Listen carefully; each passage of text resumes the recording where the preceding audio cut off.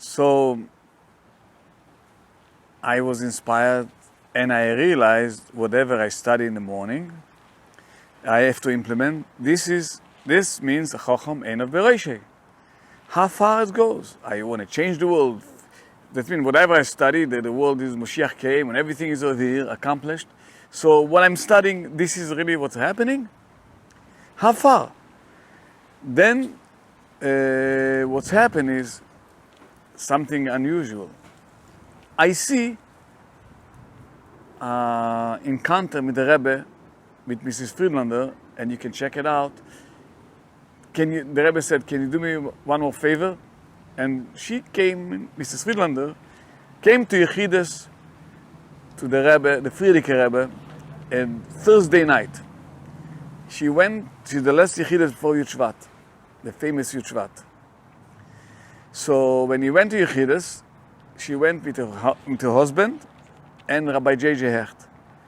And she told J.J. Hecht, to tell the Rebbe, the doctor said, I'm not going to have children, and I'm asking if I should make an operation.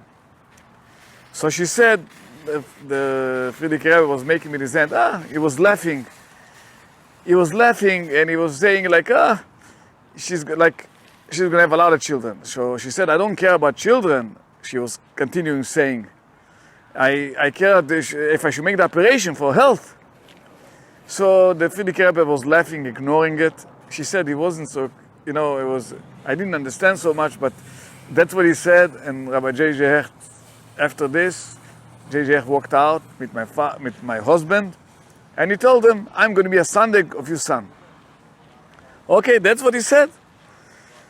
So Yud Shvat happened, Yud Shvat HaGadol, the famous Yud Shvat, and what she didn't know what to do. To make an operation, to wait for children, but she don't know what to ask. So she went to the Rebbe, Melech HaMoshiach. She went to the Rebbe, and she told the Rebbe, I said Melech HaMoshiach because it's my life. It's good to say it. One day we realize, put lives in everything. That's the idea. And this is reality. I'm not going to philosophize about it. I'm going to continue speaking about what's happened.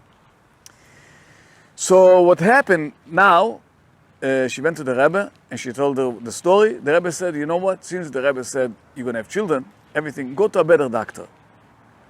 So she went to a better doctor. And the better doctor checked her and he said, lady, you have to make an operation, otherwise you're going to die. It's very dangerous.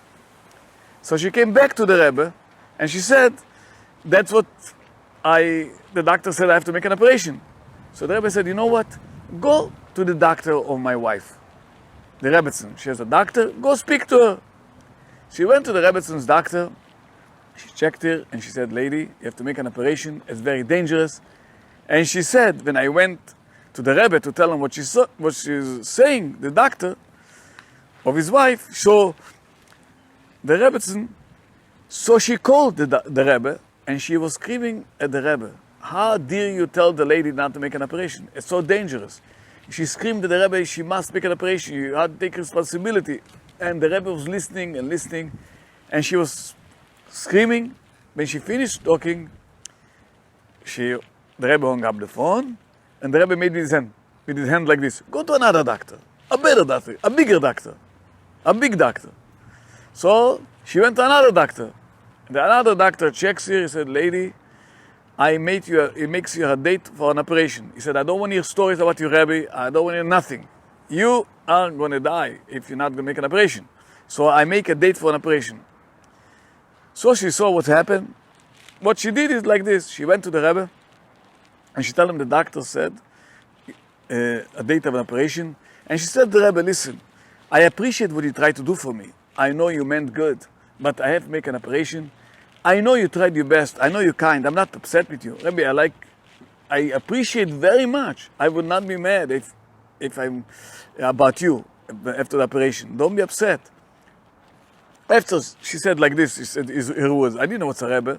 So the Rebbe said, can you do me one more favor? Can you go to one more doctor, but a big doctor? She heard that. She said, the Rebbe said, okay, yes, I'll do you a favor before the operation. And that's what she did. She went back home And she said she was looking for a doctor, a big doctor, and it's a short time. How could you do it? And she had a cousin who had an appointment by a big doctor. And she asked her, please take him, she should take her because she wants to keep the promise to the Rebbe. And she went to the big doctor. And the big doctor checks her, and the big doctor said these words to her. I understand why all the doctors said you have to make an operation, it's very dangerous. And I understand why all of them said you can't have children, you're not going to have children. But I think you should go home and lay down. You're pregnant.